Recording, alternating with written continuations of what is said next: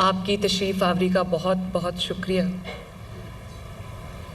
इससे पहले कि हम आगे बढ़ें, मैं सिर्फ़ एक चीज़ आपको बताना चाहती हूँ। आज की जो मीटिंग है या जो हमने ये गेट टुगेदर रखा है, इसका मकसद ना तो सेनेट की वोटिंग है और ना ही कोई बाई इलेक्शन है।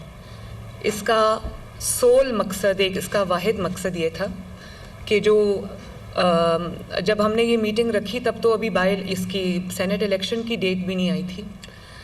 इसका सिर्फ मकसद ये था कि पिछला जो फाइनेंशियल ईयर हम क्लोज़ कर रहे हैं और अगला जो फाइनेंशियल ईयर हम शुरू कर रहे हैं, उसमें मैं आपको एक्सप्लेन करना चाहती थी कि हमने क्या किया है, क्या हम अचीव कर चुके हैं और क्या अगले साल के हमारे प्लान्स हैं। तो मैं आप सबसे बड़े मेरे स्टेक होल्डर्स हैं, मेरी पॉलिटिकल टीम है, तो मैं अपनी हुकूमत की, आपकी हुकूमत की, वज़रात की, सेक्रेटरीज़ की जो कारकर्दगी है मैं आपके सामने रखना चाहती थी।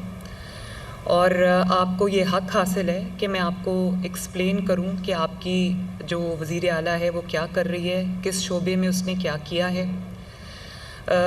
कुछ चीज़ों का आपको इल्म होगा ज़रूर, कुछ का शायद नहीं भी होगा, तो मैं वो सब चीज़ें आपके सामने आज रखना चाहती हूँ। तो मैं अपनी कारकर्दगी के साथ मैं आपके सामने आज हाज़िर हूँ। सवाल जो भी है, जितना भी तल्ख़ है, आप जो बात करना चाहते हैं, जितनी भी तल्ख़ बात है, मैं बहुत खुले दिल के साथ और बड़े अच्छे स्ट्राइड में मैं उस सबको सुनूंगी भी। मैंने एक चीज़ मैं आपके सामने एक बात रखना चाहती हूँ बहुत ऑनेस्टी के साथ कि मेरी कुछ चीज़ें आपको शायद पसंद आई हों, कोई कमी भी रह गई हो, लेकिन एक चीज़ मैं आपको यकीन दिलाना चाहती हूँ कि मेरी जो नीयत थी और मेरी जो कोशिश थी उसमें कमी नहीं थी। और मैंने पूरी ये कोशिश की है कि अल्लाह ताला को हाजिर नाजिर जान के मैं, अल्लाह ताला ने जो कुर्सी अता की है, जो रिस्पॉन्सिबिलिटी मेरे कंधों पे रखी है, मैं अल्लाह ताला को हाजिर नाजिर जान के उस रिस्पॉन्सिबिलिटी को जितनी मेरे to the best of my ability मैं उसको डिस्चार्ज करूं।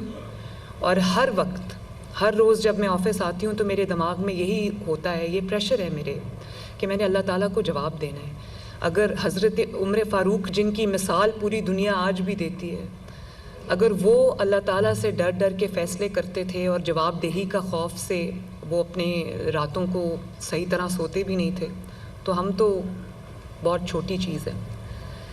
तो मैं इससे पहले कि हम शुरू करें, मैं सबसे पहले आप सबको, सब पाकिस्तानियों को, आप सबको दिल की गहराइयों से मुबारकबाद देना चाहती हूँ। अल्लाह ताला ने हमें जो फ़तह अता फरमाई है,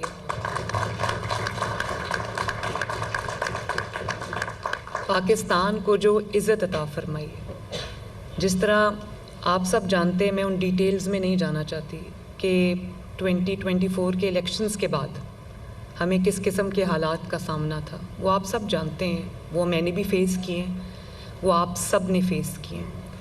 जिस तरह एक साल में अल्लाह ताला ने बहुत हद तक चीज़ों को जो है वो बदल दिया है, इसी तरह एक रात में अल्लाह ताला ने जो पाकिस्तान की दुनिया में इज़्ज़त थी, जो पाकिस्तान का परसेप्शन था, अल्लाह ताला ने उसको पाकिस्तान के हक़ में बदल दिया, दुनिया को मुसख्खर कर दिया पाकिस्तान के लिए।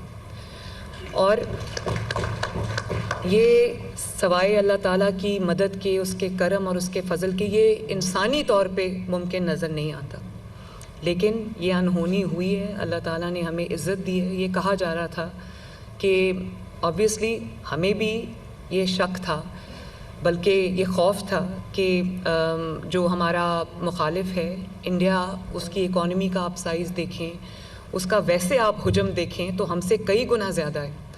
तो दुनिया भी ये समझ रही थी कि शायद ये एक चंद मिनट की लड़ाई हो और उसके बाद पाकिस्तान को खुदा न खास्ता शर्मिंदगी का सामना करना पड़े। आई थिंक इंडिया भी ये समझ रहा था और बहुत हद तक हमारे दिलों में भी ये खौफ था। लेकिन आप ये देखें, अपनी तमाम तर इकनॉमिक प्रोएस के साथ, अपनी तमाम तर वो साइज़ के साथ, जो भी उनकी सुपीरियॉरिटी थी उसके साथ, उनके जो रफ़ेल तैयारे थे फ्रेंच, जिनको कहा जाता था कि वो कभी गिर नहीं सकते, उनको मार के नहीं गिराया जा सकता, हमारे JF थंडर ने उनको 5 जहाज़ों को मार गिराया। और हम आज की इस महफ़िल से अपने जो अफ़वाज पाकिस्तान हैं, जिसमें हमारे मिलिट्री के तमाम इदारे शामिल हैं, ख़ुसूसन एयर फोर्स, और जो हमारे आर्मी चीफ़ हैं जो आज इंशाअल्लाह ताला बाकायदा तौर पे फ़ील्ड मार्शल का लक़ब उनको मिलेगा। तो सबसे पहले हम जो हमारे सियालकोट से वराइट साहब हैं जिनकी डेथ हुई है, और अभी फैसल इकराम साहब जो हमारे MP हैं उनके वालिद की डेथ हुई है, तो हम और जो शुहदा हैं बयानुल मरसूस के, उनमें बच्चे भी शामिल हैं। बड़ी तकलीफ़ होती है जब हम वो तस्वीरें उनकी मैं देखती हूँ, बड़े प्यारे प्यारे बच्चे थे, तो हम उन सब के लिए दुआ कर लें।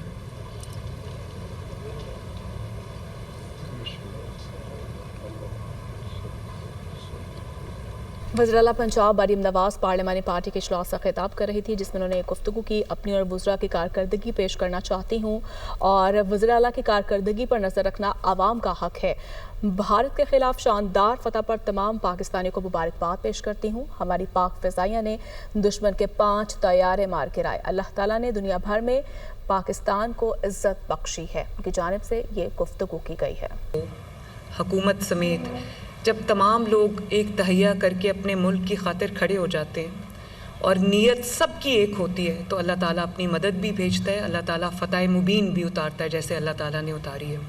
तो आज अगर आप सबकी इजाज़त हो तो हमारी तरफ से, पूरी पार्लियामेंट्री पार्टी की तरफ से एक जो रेज़ोल्यूशन है वो जाना चाहिए कि जो बयानुल मरसूस की कामयाबी है उस पर हुकूमत को और अफ़वाज पाकिस्तान को, वज़ीर आज़म पाकिस्तान को, field marshal general Asim Munir साहब को और एयर चीफ़ को और जो भी लॉ इन्फोर्समेंट एजेंसीज़ हैं, सिपाही हैं, हमारे फ़ौज के जो ऑफिसर्स हैं, पुलिस है, रेस्क्यू फोर्सेस हैं, रेस्क्यू सर्विसेज जितनी भी हैं, और उसके साथ जो हमारे लोगों ने हस्पतालों में जिस तरह से वो किरदार अदा किया है, सबको हमारी तरफ से एक खराज तहसीन का जो मैसेज है वो जाना चाहिए।